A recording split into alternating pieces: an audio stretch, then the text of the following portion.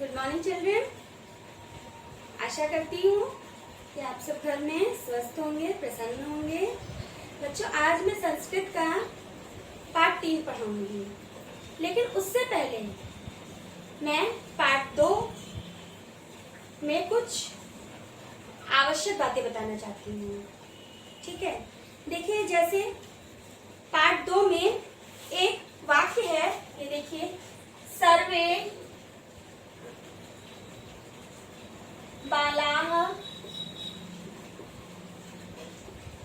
पुस्तकानि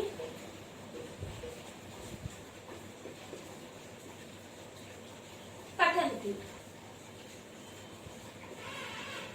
ठीक है, अब दूसरा वाक्य है सर्वाः।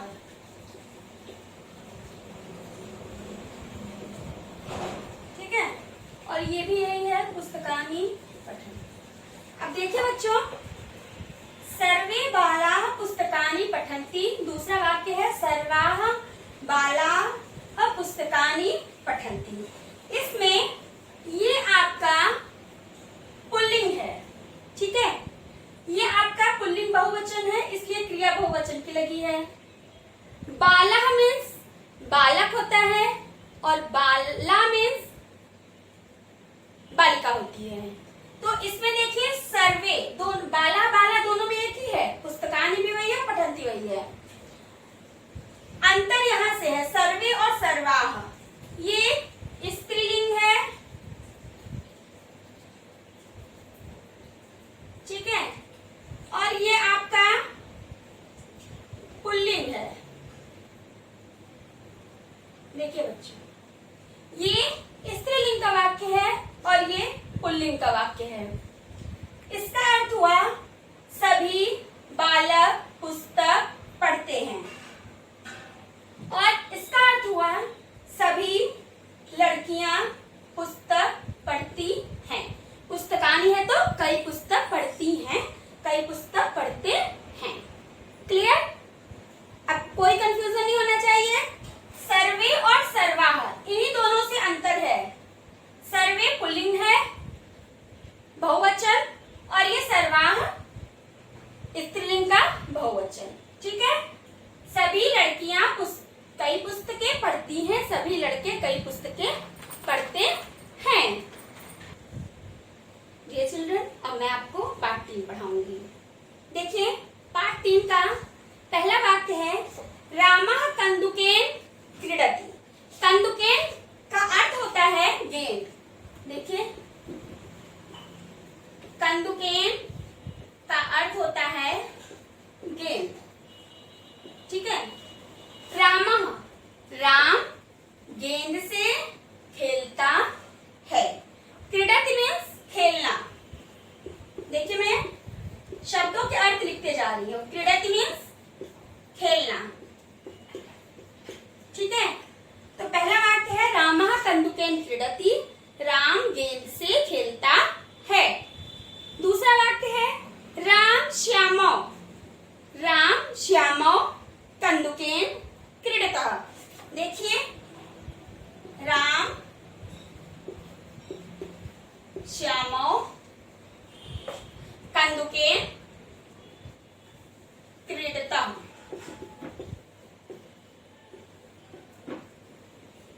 राम श्यामौ, यहाँ राम और श्याम 2 हैं, इसलिए राम और श्याम गेंद से, कन्दुकेन मीन्स गेंद से खेलते हैं। हमने आपको पहले भी बताया था कि जहाँ एक वचन होगा वहां पर एक वचन का प्रयोग होगा, जब द्विवचन यहाँ होगा तो यहाँ क्रिया भी द्विवचन की लगेगी, यहाँ बहुवचन होगा तो यहाँ भी बहुवचन होगा। ठीक है, तो यहाँ 2 है, इसलिए यहाँ पर क्रिया भी द्विवचन की लगी है। क्रीडतः, जैसे पठति पठतः, गच्छति गच्छतः। तो राम और श्याम गेंद से खेलते हैं। अब देखिए, बालकाः कन्दुकेन क्रीडन्ति। बालकाः, कन्दुकेन यहाँ पर रहेगा ही, क्रीडन्ति। ठीक है, अब देखिए, बालकाः मीन्स कई बालक, कन्दुकेन गेंद से, क्रीडन्ति खेलते हैं। यहाँ बहुवचन है बच्चों, इसलिए यहाँ भी बहुवचन का प्रयोग किया गया है। कई बालक गेंद से खेलते हैं।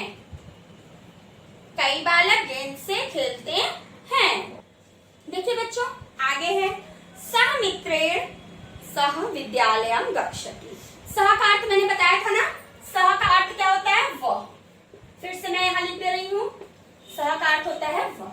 ठीक है। सह मित्रेण, मित्रेण का अर्थ होता है सखा, दोस्त, मित्र। ठीक है। सह मित्रेण सह विद्यालयम गच्छति, वह मित्र के साथ विद्यालयम यानी पाठशाला गच्छति जाता है, वह मित्र के साथ विद्यालय यानी पाठशाला जाता है। आगे है पुत्रः जनकेन। देखिए मैं अर्थ लिखते जा रही हूँ, जनकेन। ठीक है। जनकेन का अर्थ होता है पिता। जनक का अर्थ होता है देखिए पिता, और इसमें जब जनकेन लग जाएगा, जनकेन होगा तो वो हो जाएगा तृतीया विभक्ति। ठीक है। तो जनकेन, बच्चों बुक में आपके गलत लिखा हुआ है, बुक में लिखा है जनुकेन। ठीक है। आप इसको सही कर लीजिएगा, जनुकेन नहीं होता है, ये जनकेन होता है। ठीक है। तो पिता के साथ, जनकेन मतलब पिता के साथ। यहाँ तृतीया विभक्ति से हमें यह बोध हो रहा है कि पिता के साथ इसका अर्थ हो जाएगा। ठीक है। तो सह पुत्रः जनकेन सह ग्रामम गच्छति। ग्रामम मीन्स गांव होता है। पुत्र पिता के साथ गांव जाता है। जनकेन, जनक का अर्थ होता है पिता, लेकिन जनकेन यहाँ तृतीया विभक्ति का प्रयोग कर दिया गया है, इसलिए हो जाएगा पिता के साथ। पुत्र पिता के साथ गांव जाता है, यहाँ तृतीया विभक्ति का प्रयोग किया गया है। जनकेन सह, देखिए यहाँ अब इसका अर्थ ये हो जाएगा कि पिता के साथ। ठीक है। अब है छात्रो अध्यापकेन सह विद्यालयम गच्छति। छात्रों, देखिए बच्चों लिखा है छात्रों, छात्रों मीन्स दो छात्र। ठीक है। छात्र मीन्स दो छात्र, दो छात्र अध्यापकेन, अध्यापक मीन्स हमारे शिक्षक होते हैं, लेकिन जैसे जनक मीन्स पिता होता है, लेकिन तृतीया विभक्ति में जनकेन होता है जनक का, वैसे ही अध्यापक का तृतीया विभक्ति अध्यापकेन होता है। तो छात्रों अध्यापकेन सह विद्यालयम गच्छतः। देखिए यहाँ छात्रों है इसलिए गच्छता का प्रयोग किया जाएगा, क्योंकि ये दो छात्र हैं इसलिए यहाँ द्विवचन है तो यहाँ भी द्विवचन हो जाएगा। दो छात्र अध्यापक के साथ पाठशाला जाते हैं। अब आगे देखिए छात्राः अध्यापकेन सह गच्छन्ति। छात्रा, छात्रा मीन्स कई छात्र, छात्रा मीन्स कई छात्र। देखिए बच्चों छात्रा, छात्रा मीन्स कई छात्र। ठीक है। अब आगे है छात्राः अध्यापकेन सह गच्छन्ति। यहाँ पर है गच्छन्ति। देखिए कई छात्र अध्यापक के साथ जाते हैं। ठीक है। कई छात्र अध्यापक के साथ जाते हैं। छात्राः, उसके बाद फिर कई छात्र अध्यापक के साथ जाते हैं, ये बहुवचन का हो गया। आगे है प्रमिला जनकेन सह गच्छति। प्रमिला यानी प्रमिला एक लड़की है, देखिए प्रमिला एक लड़की है। प्रमिला जनकेन, प्रमिला पिताजी के साथ गच्छति जाती है। मैं यहाँ पूरा वाक्य नहीं लिख रही हूँ बच्चों, जो आपको एक वचन और बहुवचन का बताना है मैं उसी को लिख रही हूँ, बीच का नहीं लिख रही हूँ। ठीक है। प्रमिला जनकेन सह गच्छति, प्रमिला पिताजी के साथ जाती है।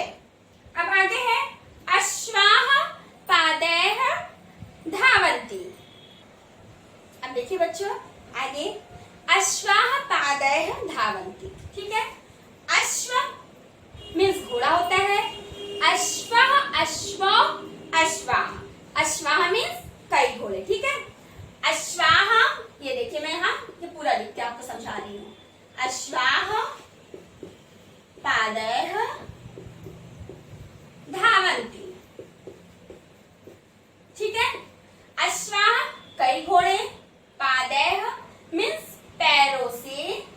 धावन्ति दौड़ते हैं। कई घोड़े पैरों से दौड़ते हैं। इसका रूप चलेगा पादेन, पादाभ्याम, पादैः। ठीक है, कई घोड़े पैरों से दौड़ते हैं। अब आगे है गजा। देखिए, गजा मीन्स होता है हाथी। गजा मीन्स होता है बच्चों हाथी। ठीक है, गजा मीन्स होता है बच्चों, गज का अर्थ होता है हाथी। ठीक है, अब है गजः पादैः चलति। ये वाक्य देखिए बच्चों, गजः पादैः चलति। ठीक है, गजः एक हाथी, पादैः पैरों से। हम चलते हैं तो पैरों की सहायता से ही चलते हैं ना, तो हाथी के 4 पैर हैं, इसलिए वो चारों पैरों की सहायता से चल रहा है। यहाँ पर बहुवचन का प्रयोग किया जाएगा। हम पैर के लिए एक वचन तो लाएंगे नहीं, क्योंकि हाथी के, घोड़े के, ये सब के 4 पैर होते हैं, तो इसलिए यहाँ पर बहुवचन का प्रयोग किया गया है। पादैः, हाथी पैरों से, चलति चलता है। चूंकि यहाँ एक हाथी है, इसलिए क्रिया भी हम एक वचन की यहाँ लगाएंगे। ठीक है, तो हाथी पैरों से चलता है। हाथी पैरों से चलता है। देखिए बच्चों, अगला वाक्य है सह नेत्राभ्याम पश्यति। ठीक है, अब देखिए ये वाक्य देखिए आप। सह का अर्थ तो मैं आपको कई बार बताती जा रही हूँ। सह का अर्थ होता है वह, नेत्राभ्याम। ठीक है, नेत्राभ्याम पश्यति। ठीक है, तो सह नेत्राभ्याम पश्यति। सह का अर्थ हुआ वह, नेत्राभ्याम, नेत्र मतलब क्या होता है? आंख। नेत्र मीन्स आंख होता है। देखिए मैं यहां लिख दे रही हूं, नेत्र मीन्स आंख। ठीक है, वह दोनों आंखों से, नेत्राभ्याम का तात्पर्य है दोनों आंखों से। एक आंख से हम देखते रहे, दोनों आंखों से देखते हैं, तो वह दोनों आंखों से, पश्यति मीन्स होता है देखना। पश्यति पश्य धातु से है। ठीक है, पश्यति पश्यता पश्यन्ति। जैसे पठति पठता पठन्ति है, गच्छति गच्छता गच्छन्ति है, वैसे ही इसका भी रूप चलेगा। तो वह दोनों आंखों से देखता है। अब आगे देखिए, सा हस्ताभ्याम नमति। अब देखिए यहाँ पर है सा हस्ताभ्याम, सा हस्ताभ्याम नमति। देखिए सा, मैंने आपको बताया था ना कि ये सा स्त्रीलिंग हो जाता है। ठीक है, सा पुल्लिंग में वह, लेकिन वह को स्त्रीलिंग में हम प्रयोग करने के लिए सा का प्रयोग करते हैं। ठीक है, वह मतलब ये लड़की के लिए आया है। ठीक है, सा वह हस्ताभ्याम दोनों हाथों से, नमति नमस्कार करती है। वह दोनों हाथों से नमस्कार करती है। ठीक है, अब देखिए भक्ताः देवं, हस्ताभ्याम यही है बेटा, यहाँ यही लिखा रहेगा, नमन्ति। ठीक है, अब देखिए भक्ताः, भक्ता यहाँ बहुवचन हो गया। भक्ताः कई भक्त, देवम ईश्वर को या भगवान को, हस्ताभ्याम दोनों हाथों से, नमन्ति नमस्कार करते हैं। यहाँ पर वह दोनों हाथों से नमस्कार करती है। ठीक है, यहाँ पर कई भक्त हैं, इसलिए इसके साथ नमन्ति लग जाएगा। नमति नमतः नमन्ति। कई भक्त ईश्वर को नमस्कार करते हैं। डियर चिल्ड्रन, आशा करती हूँ कि मैंने आपको जो कुछ भी पढ़ाया आज आपने ध्यानपूर्वक पढ़ा होगा और समझ में आया होगा। बच्चों, जब आप पढ़िएगा तो जो आपको समझ में नहीं आएगा उसे आप एक कॉपी में नोट कर लीजिएगा। फिर आप लोगों का जो लाइव क्लास चलता है उसमें आप अपने संदेह को मुझसे पूछ सकते हैं। जो भी आपको इसमें पढ़ने में डाउट होगा उस डाउट को आप मुझसे पूछ सकते हैं। और बच्चों, आज आपका होमवर्क है कि आप इस पूरे पाठ का संस्कृत राइटिंग के तौर पे लिखेंगे। ठीक है, जैसे आप हिंदी राइटिंग लिखते हैं ना, हिंदी में वैसे ही आप संस्कृत में राइटिंग लिखेंगे। सुंदर सुंदर अक्षरों में, स्पष्ट अक्षरों में आप लिखिएगा, जिससे कि संस्कृत लिखने का आपका अभ्यास हो जाएगा। Thank you.